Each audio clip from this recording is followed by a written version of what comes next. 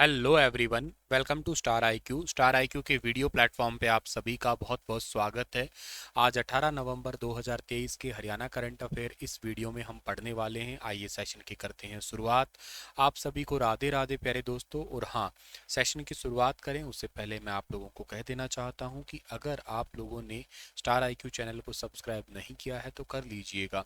कल आपसे सवाल पूछा था, उसका सही जवाब क्या होगा कि हरियाणा के किस जिले के प्रोफेसर डॉक्टर सुषमा यादव को प्रोफेसर देवेंद्र के चौधरी इंस्पा स्कूल साइकोलॉजी अवार्ड से सम्मानित किया गया है। तो ये महेंद्रगढ़ के अंदर जो सेंट्रल यूनिवर्सिटी है वहाँ की प्रोफेसर हैं। यानी कि इस पर्टिकुलर क्वेश्चन का जो सही आंसर हमारे पास में रहेगा वो क्या रहेगा, ए वाला ऑप्शन जो है ना हमारा, वो बिल्कुल ठीक रहेगा हमारा यहाँ पे। ठीक है, चलिए आगे बढ़ते हैं। और अगला जो हमारा क्वेश्चन है ना वो क्या रहने वाला है कि खरीद जो है ना हो रही है खरीफ सीजन के लिए, सरकार ने एमएसपी पर फसल खरीद किसानों के खाते में भुगतान किया। एक्चुअली क्या है कि मेरा फसल मेरा ब्यौरा पोर्टल है हरियाणा में, उसके तहत अगर कोई एमएसपी पे सरकार को फसल बेचता है तो उनके खाते में सीधे पैसे ट्रांसफ़र कर दिए जाते हैं। जैसे टोटल हरियाणा ने ऑफिशियल डेटा है 58.36 लाख मैट्रिक टन जो है वो धान खरीदा है।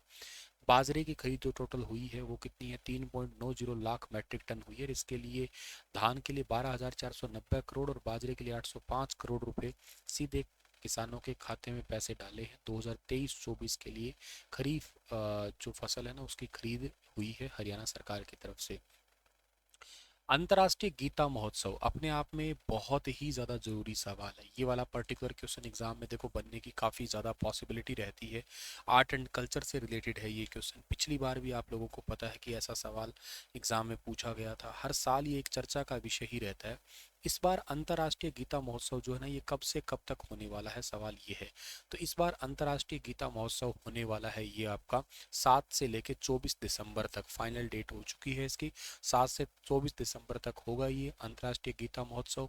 इसमें मुख्य कार्यक्रम 17 से 24 दिसंबर तक आयोजित करवाए जाएंगे। इस साल मुख्य सांस्कृतिक कार्यक्रम के लिए ब्रह्म सरोवर और पुरुषोत्तमपुरा बाग में मुख्य पंडाल सजाया गया है और तिरंगा लाइटें मेहमानों का स्वागत करेगी।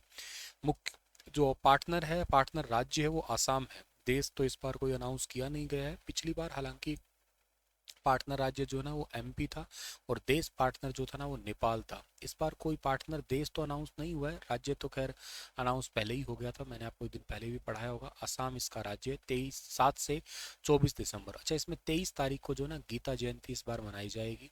इस दिन दीपोत्सव, दीपदान, सांस्कृतिक कार्यक्रम और 18,000 विद्यार्थियों का वैश्विक गीता पाठ होगा। आपको ये अच्छे से पता होगा कि गीता जो है ना उसमें श्लोक कितने हैं। तो गीता के अंदर जो है ना आपको टोटल 700 श्लोक है पता हो तो, और 18 अध्याय है। और ये महाभारत के छठवां पर्व जो है ना जिसका नाम है भीष्म पर्व, उस भीष्म पर्व का ये हिस्सा है।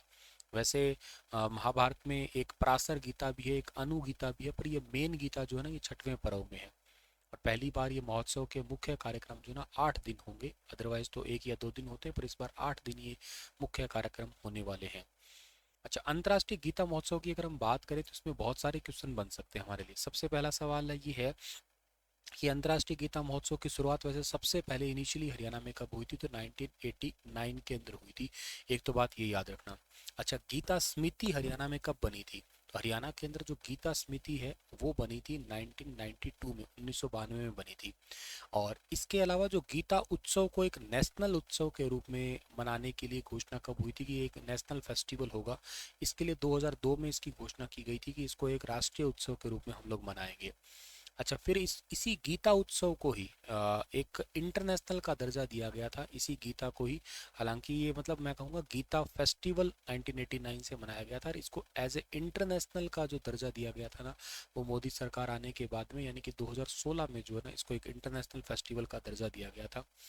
और इसके बाद में अगली बात अगर ये की जाए हमारे पास में यहाँ पे कि पिछली बार तो हुआ था, पिछली बार का जो इंटरनेशनल लेवल का फेस्टिवल था ना वो 4th नंबर का था। बीच में कोविड वगैरह कर कुरा के ऐसे ही बीच में रुक गए थे ये, ठीक है। इसको हम लोग विदेशों में भी सेलिब्रेट कर रहे हैं।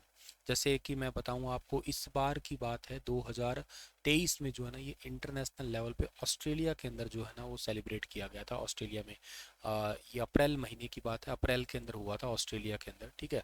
और इसके बाद में जो है ना इससे पिछली बार हुआ था कनाडा में, हुआ था 2022 के अंदर, 16 से 19 तारीख तक सितंबर महीने में हुआ था, ठीक है। अच्छा, इसके बाद में आप लोगों को ये याद रखना है कि जो इंटरनेशनल गीता फेस्टिवल है, इसके अंदर इंटरनेशनल का मतलब क्या होता है, इसमें मतलब भारत और कुछ रिलेटेड कंट्री है वहाँ पे भी गीता पाठ वगैरह इसका भी आयोजन करवाया जाता है। तो इतनी सी छोटी छोटी चीज़ें हैं जो आप लोगों को अच्छे से याद रख लेनी है, ये वेरी वेरी इंपॉर्टेंट है। चलिए आगे जाते हैं। अगला सवाल हमारे पास में क्या रहेगा कि भारत में रेफ्रिजरेटर प्रोडक्शन में हरियाणा का योगदान कितना है। तो देखिएगा, भारत में रेफ्रिजरेटर प्रोडक्शन के मामले में बात की जाए तो हरियाणा राज्य का जो योगदान है ना, वो लगभग 50% है। मतलब पूरे भारत के ऑलमोस्ट 50% रेफ्रिजरेटर जो है ना, वो अकेला हरियाणा राज्य बनाता है। हरियाणा में भी पता कहाँ बनते हैं, हरियाणा में फरीदाबाद में सबसे ज़्यादा बनते हैं। तो ये पॉइंट भी आप लोगों को याद रखना है। तो काफ़ी इंपॉर्टेंट क्वेश्चन बन सकता है ये छोटा सा सवाल, लेकिन ज़रूरी है ये। Contribution 50% contribution in India's refrigerator production Haryana का। सो अच्छा सा है, जरूर सवाल याद रखना। अगला सवाल है कि दिल्ली के प्रगति मैदान में चल रहे भारत अंतर्राष्ट्रीय व्यापार मेला जो चल रहा है, इसको इंटरनेशनल ट्रेड फेयर के नाम से जानेंगे, इंडिया इंटरनेशनल ट्रेड फेयर। ये प्रगति मैदान दिल्ली में चल रहा है, भारत मंडपम में चल रहा है। इसमें हरियाणा अपना हरियाणा डे कब मनाएगा? इसमें हरियाणा अपना हरियाणा डे 19 नवंबर को सेलिब्रेट करेगा। इस दिन मुख्य अतिथि हरियाणा के बिजली और जेल मंत्री होने वाले हैं, जिनका नाम है चौधरी रणजीत सिंह। सांस्कृतिक कार्यक्रम का आयोजन भी के अवसर पे किया जाएगा। इसके अलावा 19 नवंबर को व्यापार मेले में आयोजित हरियाणा डे पर मेला परिसर में एम्फी थिएटर में हरियाणवी कला और नृत्य की मनमोहक प्रस्तुतियां वगैरह भी दी जाएगी।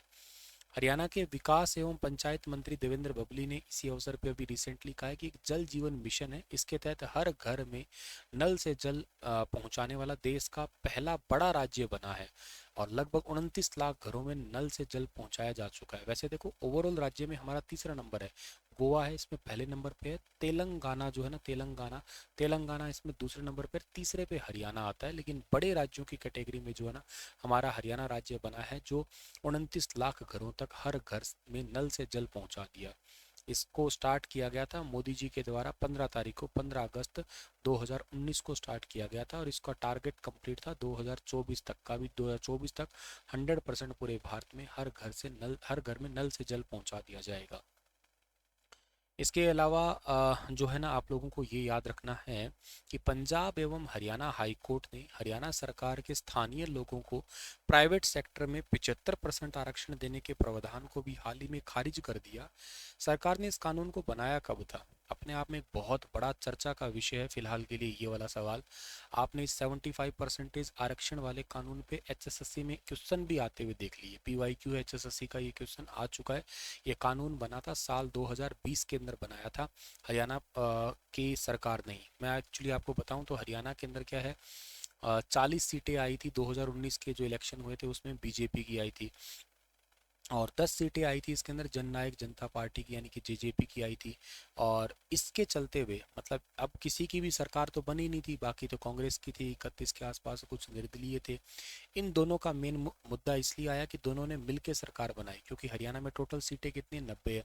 किसी भी पार्टी को बहुमत कब मिलेगा या कोई मुख्यमंत्री कब बनेगा, तब नियम क्या है, 45, मतलब नियम तो ये है कि 50% +1 होना चाहिए, यानी कि 45 + 1 यानी कि 46 अगर किसी के पास में सीट है तो वही उस राज्य का मुख्यमंत्री होगा, मतलब हरियाणा का मुख्यमंत्री होगा मेनली। तो इस क्राइटेरिया के अकॉर्डिंग किसी भी राज्य में, तो हरियाणा में अब किसी की ये तो आई नहीं, तो इस करके इन दोनों ने मिले, कुछ निर्दलीय मिले और ऐसे करके इन्होंने सरकार बनाई। इसमें जेजेपी के दो मेन मुद्दे थे कि एक तो बुढ़ापा पेंशन वो 5100 करेंगे, दूसरा वो स्थानीय युवाओं को 75% का नौकरी में आरक्षण देंगे। मतलब हरियाणा के अंदर जितने भी इंडस्ट्री है उनमें उनको 75% का आरक्षण होगा। कहने का मतलब कहाँ पे 100 वैकेंसियां निकलती है तो 75 लोग हरियाणा के ही लगेंगे, उसमें 25 ही लोग केवल बाहर से आके लगेंगे। और एक 5100 पेंशन। हालांकि ये दोनों ही वादे जेजेपी पार्टी अपना पूरे नहीं कर पाई है। ना तो ये वादा पूरा हुआ, क्योंकि ये वादा इसलिए पूरा नहीं हुआ क्योंकि इससे तो बहुत दूर है। अभी कितना मिल रहा है, 2750 रुपये पेंशन मिल रहा है, और वो 1 जनवरी से बढ़ के 3000 होगा। तो आप सोच के देख सकते हैं, इससे तो बहुत ही दूर है। इसको अब हाई कोर्ट ने कैंसिल कर दिया। वैसे तो मैं आपको बता देता हूँ, ये 75% आरक्षण वाला जो है ना, ये स्टंट अकेला हरियाणा ने नहीं किया, ये स्टंट होता है। एक्चुअली मैं स्टंट इसलिए बोल रहा हूँ क्योंकि इससे पहले ये काम कर्नाटक राज्य कर चुका है, इससे पहले और भी बहुत राज्य इस पे ये काम, तमिलनाडु वगैरह भी कर चुके हैं, आंध्र प्रदेश भी कर चुका है। ये केवल होते हैं चुनावी स्टंट होते हैं जो लोगों को केवल और केवल थोड़ा सा अपने लिए या वोट बैंक इकट्ठा करने के लिए। ऐसा कोर्ट कभी भी अलाउ नहीं करेगा, और ना ही तो उन राज्यों में किया था, ना ही अपने राज्य में करेंगे इसको, और ना ही किया। अब आपके आगे खुद ही देख लीजिएगा। हालांकि जब ये इलेक्शन कानून आया था तब भी मैंने इसको बताया था, इसके बारे में डिस्कस किया था, और यही आज फाइनली हुआ है कि 2020 के इस कानून को कैंसिल कर दिया है, इस प्रावधान को ही खारिज कर दिया है। अभी कल ही के दिन 17 नवंबर के दिन सुनवाई हुई थी अदालत ने। राज्य स्थानीय उम्मीदवार रोजगार अधिनियम 2020 को असंवैधानिक ठहरा दिया है, और हाईकोर्ट ने ये तक कहा है कि सरकार का ये एक्ट बहुत ही ज़्यादा खतरनाक है, संविधान का भाग नंबर 3 है, इसका सीधा सीधा उल्लंघन कर रहा है ये। बीजेपी जेजेपी सरकार ने साल 2020 में एक कानून बना दिया था, और इसके लिए 2021 में नोटिफिकेशन भी जारी कर दिया कि स्थानीय लोगों को 75% आरक्षण हम लोग इस कानून के तहत देंगे। इस कानून के लिए जो ना हरियाणा की जो इंडस्ट्री एसोसिएशन है उसने हाई कोर्ट में चुनौती दी थी, और इसमें इंडस्ट्री एसोसिएशन ने कहा था कि हरियाणा सरकार प्राइवेट सेक्टर में आरक्षण लागू करना चाहती है तो जितने भी नियोक्ता है इसमें संवैधानिक अधिकारों का उल्लंघन है। नौकरियां स्किल और दूसरे पैरामीटर के हिसाब से, अब मान लो एग्जांपल से आप खुद ही सोच के देखो कि हरियाणा में कोई फैक्ट्री है, और कोई फैक्ट्री मान लेते हैं एग्जांपल से पाइप बना रही है। अब पाइप बनाने के लिए मजदूर चाहिए होते हैं, ठीक है ना, मजदूर चाहिए होते हैं। कुछ ऐसा मान लेते हैं कोई भी पाइप बन रही है या कोई चौखट बन रही है मान लो, उसके लिए कोई मजदूर होना चाहिए प्रॉपर। अब हरियाणा के कह दिया कि 75% हरियाणा से होंगे, बिना स्किल उनको कैसे लगा लेंगे? सिखाओ पहले, कहते हम तो सिखाने में रह जाएंगे। ऐसे थोड़ा ना होता है कि हम पहले सिखाएं करें, हमारे पास में तो ऑलरेडी टैलेंटेड पर्सन मिल रहे हैं हमें, तो हम तो उसको इनको ही रखेंगे ना। अब कॉमन सेंस की बात है, मैं अपने फर्म में किसी को जॉब दूंगा तो किसको दूंगा? जिसके पास एक्सपीरियंस होगा, जिसको बहुत अच्छे से सारा काम आता होगा। मैं क्यों इतनी मगजमारी करूँ, मैं उसको पहले आऊँ समझाऊँ, ये करूँ वो करूँ, तो अपने आप ही हो। तो ये इस हिसाब से कहते हैं नौकरियां जो है ना वो ऐसे नहीं है कि 75% के आधार पे दी जाती है, ये दी जाती है स्किल के आधार पर, बाकी कुछ और भी पैरामीटर्स होते हैं। मतलब मान लो हरियाणा का है, उसको इन्होंने, अच्छा इसमें ये भी कहा था कि हरियाणा वालों को 30,000 रुपये सैलरी कम से कम, मतलब 30,000 वाली सैलरी तक कुछ ऐसा हो। जब इनको एक हो सकता है वही काम करने वाला बंदा 15,000 में मिल जाएगा, तो वो क्यों 30,000 वाले को रखेंगे? तो यह एक्ट उन कर्मचारियों के भी खिलाफ है जो भारतीय नागरिक है, उन्हें अपनी एजुकेशन के आधार पर भारत में किसी भी हिस्से में नौकरी पाने का संवैधानिक अधिकार है। आर्टिकल नंबर 16 क्या कहता है आपका? इसमें तो यही है ना, मौलिक अधिकार का तो उल्लंघन है ओवरऑल। तो ये कहता है कि भारत में किसी भी राज्य में नौकरी ले सकते हैं हम लोग। तो इंडस्ट्रीज एसोसिएशन का कहना था कि हरियाणा में काम करने वाले 70% जो लोग हैं ना वो बाहर से आते हैं, और 30% ही स्थानीय हैं केवल। इससे बड़ा सवाल है कि क्या प्राइवेट सेक्टर में स्थानीय लोगों को आरक्षण देना संवैधानिक है? क्या यह सरकार ऐसा कर सकती है? इस टाइप की चुनौतियां लगाई गई थी वहाँ पे, और इसी करके जो है ना ये एक्ट, अब एक्ट क्या कह रहा था? एक्ट ये कह रहा था 2020 के मुताबिक प्राइवेट कंपनी हो, चाहे सोसाइटीज ट्रस्ट हो, चाहे लिमिटेड लाइबिलिटीज हो, लाइबिलिटी मतलब देने वाले पैसे वाले, पार्टनरशिप फर्म हो, पार्टनरशिप फर्म के नियोक्ता हो, कोई भी व्यक्ति जो हरियाणा के निर्माण में व्यवसाय करने या कोई सेवा प्रदान करने में उत्तम वेतन, मजदूरी या 10 या इससे ज़्यादा व्यक्तियों पर काम पे रखता हो, उस पर यह नियम लागू हो जाएगा। तो मान लेते हैं कोई फैक्ट्री है, और फैक्ट्री में मैं कम से कम 10 लोग या 10 से ज़्यादा लोग पे काम करता हूँ, तो मेरे पे ये नियम लागू होगा। कोई भी प्रकार की मैं सर्विसेज दे रहा हूँ तो, या कोई पार्टनरशिप फर्म चला रहा हूँ मैं, कोई लिमिटेड लाइबिलिटी चला रहा हूँ मैं, कोई सोसाइटी चला रहा हूँ, कोई प्राइवेट कंपनी चला रहा हूँ, तो मेरे पे ये नियम लागू होगा। स्टार्टिंग में एक कोटा था 50,000 का, भाई 50,000 तक की जॉब पे 75% लगेगा, बाद में इसको कम किया और घटा के 30,000 कर दिया। मतलब हरियाणा में 30,000 वाली जितनी भी जॉब है उन पे 75% आरक्षण होगा हरियाणा के युवाओं का, 25% ही केवल बाहर से आएंगे।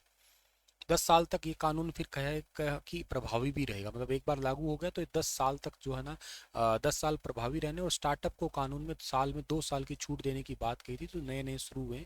साथ ही आईटीआई जितने बच्चों ने पास किया उनको प्राइवेट सेक्टर के जॉब में प्राथमिकता, मतलब जो बच्चे आईटीआई पास किए उनको इस जॉब में उनको प्रायोरिटी दी जाए।